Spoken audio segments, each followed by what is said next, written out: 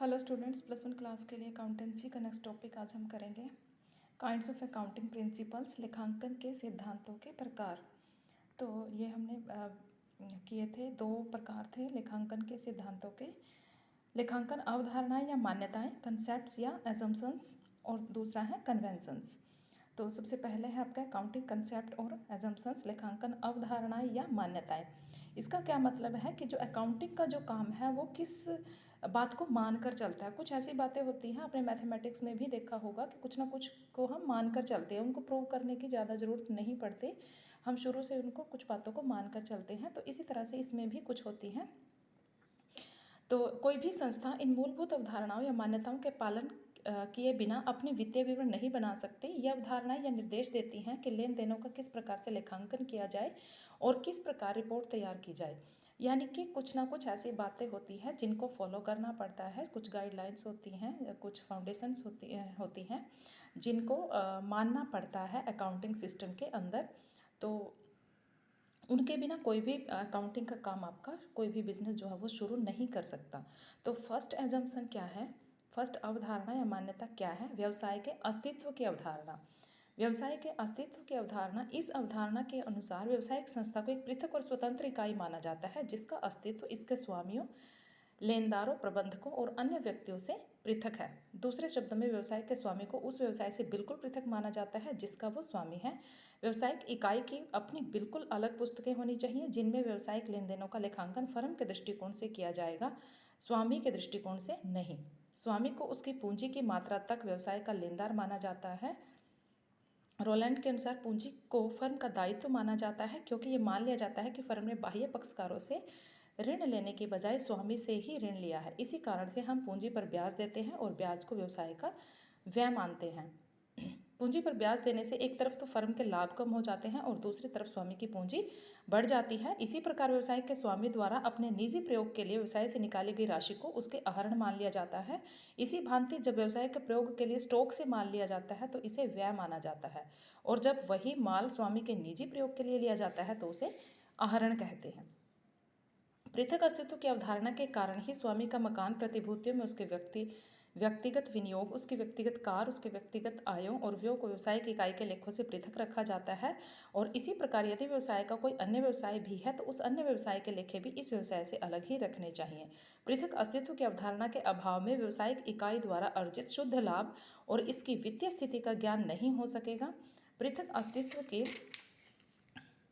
अवधारणा व्यवसायिक संगठन के सभी प्रारूपों अर्थात एकाकी व्यवसाय, साझेदारी अथवा कंपनी सभी पर लागू होती है। तो इस बात का क्या मतलब है, पृथक अस्तित्व का क्या मतलब है कि हम ये मान कर चलते हैं, हर तरह के बिजनेस को हम मान कर चलते हैं कि जो है बिजनेस जो है और जो उसका स्वामी है, यानी जो व्यक्ति पैसा लगाकर बिजनेस को शुरू कर रहा है उस व्यक्ति का अस्तित्व और उस बिज़नेस का अस्तित्व अलग अलग है। क्योंकि आपने देखा होगा कि जब भी कोई कंपनी या फर्म कोई भी बिज़नेस करते, अब जैसे हम एक एग्जांपल लेके चलते हैं, जैसे जियो कंपनी है, तो जो जियो के मालिक हैं वो आपको पता है। तो कोई भी हम बिज़नेस करते हैं तो उनके नाम से तो नहीं करते ना, अंबानीज़ के नाम से तो नहीं करते हम वो बिज़नेस, हम किसके नाम से करते हैं? जियो कंपनी के नाम से। जियो का फ़ोन है, जियो की सिम है, जियो के ये है, जियो का वो, ठीक है। तो वहाँ पे यानी कि जो व्यक्ति है, बिजनेस को शुरू करने वाला व्यक्ति है, उसका अस्तित्व अलग है, और जो उसने फर्म शुरू की है बिजनेस में कैपिटल लगाकर, जो बिजनेस शुरू किया है अपनी कैपिटल या पूंजी लगाकर, वो बिजनेस अलग है और वो स्वामी जो है वो अलग है, ठीक है।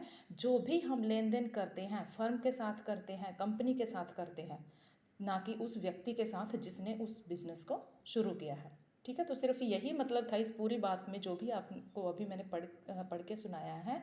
तो इस पूरे का कहने का मतलब यही है कि जो एक एक ये अवधारणा, ये सबसे पहली मान्यता क्या है कि व्यवसाय जो है, व्यवसाय का अस्तित्व उसके स्वामी से अलग होता है, और स्वामी जो है वो पूंजी जो लगाकर आता है उसको दायित्व की तरह मानते हैं बिजनेस में, कि व्यवसाय ने जो व्यवसाय को चलने के लिए जो पैसा चाहिए था वो उसने व्यवसाय के स्वामी से उधार ले लिया है, और उसके बदले में वो उसको हर साल क्या देगा? प्रॉफिट्स देगा, ठीक है, देता है ना। बिजनेस में अगर प्रॉफिट्स हो रहे हैं तभी तो बिजनेस आगे चलेगा। तो ये लाइबिलिटी बन जाती है, तो तभी तो हम बैलेंस शीट में कैपिटल को लाइबिलिटी दिखाते हैं। क्यों दिखा रहे हैं? क्योंकि वो एक लोन की तरह से ट्रीट करते हैं हम उसको। बिजनेस का अस्तित्व तो अलग है व्यवसाय के स्वामी से। तो ये मानकर चलते हैं कि बिजनेस में जो भी कैपिटल लगी हुई है व्यवसाय के स्वामी की, वो लोन की तरह हम बिजनेस ने उधार ली है उस व्यक्ति से, और उसकी लाइबिलिटी बनती है उस व्यक्ति के लिए, उसको अब कुछ ना कुछ पेमेंट करने के लिए। ठीक है। दूसरा जो है मुद्रा के माप की अवधारणा। दूसरा हम क्या मानकर चलते हैं कि लेखांकन में केवल वही लेन देन और घटनाओं को लिखा जाता है जिन्हें मुद्रा में मापा जा सकता है। कोई भी घटना चाहे व्यवसाय के लिए कितनी ही महत्वपूर्ण क्यों ना हो, उसका व्यवसाय में लेखांकन तब तक नहीं किया जाता जब तक कि उसका प्रभाव उचित शुद्धता के साथ मुद्रा में ना मापा जा सकता हो। ठीक है। तो एक तो पहली अजम्पशन आपको पता चल गई। दूसरी क्या है? मुद्रा के माप की अवधारणा। हम ये भी कंसेप्ट मानकर चलते हैं हमेशा कि जो भी लेन देन, जो भी ट्रांजैक्शन हम बिजनेस के अंदर करेंगे, अगर हम उसको पैसे में कन्वर्ट नहीं कर सकते, अगर हम उसको मुद्रा के रूप में मूल्य नहीं दे सकते, तो वो लेन देन जो है हमारे अकाउंटिंग सिस्टम का पार्ट नहीं हो सकता। ठीक है। जैसे आपने देखा होगा कि अगर आप सेल्स कर रहे हो, विक्रय कर रहे हो, तो उसके बदले में आपको पैसा मिलेगा। ठीक है। तो पैसे में कन्वर्ट कर दिया आपने उस कीमत को। कोई वस्तु आप बेच रहे हो तो उसको आपको बदले में कितना पैसा मिल रहा है, उसको आप मनी में कन्वर्ट कर सकते हो। तो ये जो है आपका पार्ट है अकाउंटिंग सिस्टम का। बट अगर जो उस विक्रय करने वाला जो व्यक्ति है, उसके गुणों को आप कहीं भी मुद्रा में कन्वर्ट नहीं कर सकते, पैसे में कन्वर्ट नहीं कर सकते, तो उसके जो गुण हैं, व्यक्ति के गुण हैं, विशेषताएं हैं, जो मैनेजर होते हैं, प्रबंधक होते हैं, उनके गुणों को, उनके विशेषताओं को हम कहीं भी मनी में कन्वर्ट नहीं कर सकते, पैसे में कन्वर्ट नहीं कर सकते। जो व्यक्ति प्रबंधक है, जो कर्मचारी, उनके बीच अगर लड़ाई झगड़ा हो जाता है, उसकी वजह से कोई लॉस होता है बिजनेस में, तो इस तरह से यानी कि हम ऐसी कोई भी घटना अकाउंटिंग सिस्टम के अंदर शामिल नहीं करते, चाहे वो कितने भी इम्पोर्टेंट हो बिजनेस के लिए, जिसको मनी में कन्वर्ट करना पॉसिबल ना हो, तो वो जो है हमारे अकाउंटिंग सिस्टम का पार्ट नहीं है। सिर्फ जो मुद्रा माप की अवधारणा का पालन करते हैं यहाँ पर, कि सिर्फ उन्हीं लेन देनों को हम अकाउंटिंग सिस्टम में शामिल करेंगे, लेखांकन में शामिल करेंगे, जिनको मुद्रा में बदलना संभव हो, पैसों के रूप में बदलना संभव हो। ठीक है। जैसे कि गुडविल होती है।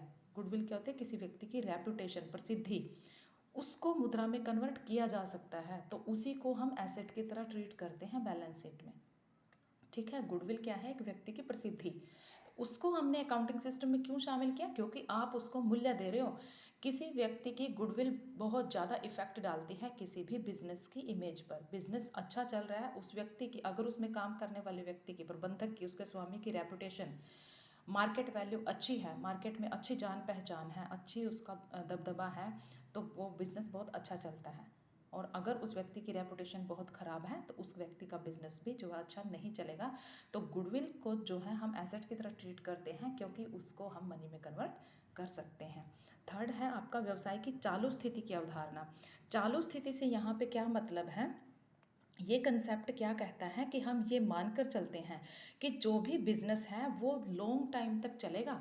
ये नहीं है कि 1 साल बाद, 2 साल बाद वो बंद हो जाएगा, नहीं। अगर ऐसा कोई बिजनेस है तो उसको हम बिजनेस नहीं मानते हैं। बिजनेस की कंसेप्ट एक लेकर चलते हैं कि बिजनेस जो है लॉन्ग टाइम तक चलने वाला हो, दीर्घ काल तक चलने वाला हो, और निरंतर चलने वाला हो। ठीक है। और तभी हम जो उसके अंदर की जो एसेट्स होती हैं, संपत्तियाँ होती हैं, तो संपत्तियों का जो मूल्य देते हैं ना हम, वो कभी भी बाजार मूल्य पर नहीं देते, बल्कि उसके ओरिजिनल कॉस्ट पर देते हैं उसका मूल्य। ओरिजिनल कॉस्ट मतलब जो आपने स्टार्टिंग में बिजनेस शुरू किया उस वक्त जो उस संपत्ति की कीमत थी, ओरिजिनल कॉस्ट, उसको मानते हैं। ठीक है। उसका जो आज के टाइम में जो बाजार मूल्य है, उसकी कीमत हम बाजार मूल्य के आधार पर तय नहीं करते। तो व्यवसाय की चालू स्थिति की अवधारणा के अनुसार क्या कहती है ये अवधारणा, कि जो बिजनेस है वो दीर्घ काल तक चलने वाला होना चाहिए। हम ये मान कर चलते हैं कि बिजनेस लॉन्ग टाइम तक चलेगा, निरंतर रूप से चलता रहेगा, और उसी के आधार पर हम पुस्तकों में लेखांकन करते हैं। ठीक है। बाकी की जो इसकी है हम एजम्पशंस बाद में करेंगे।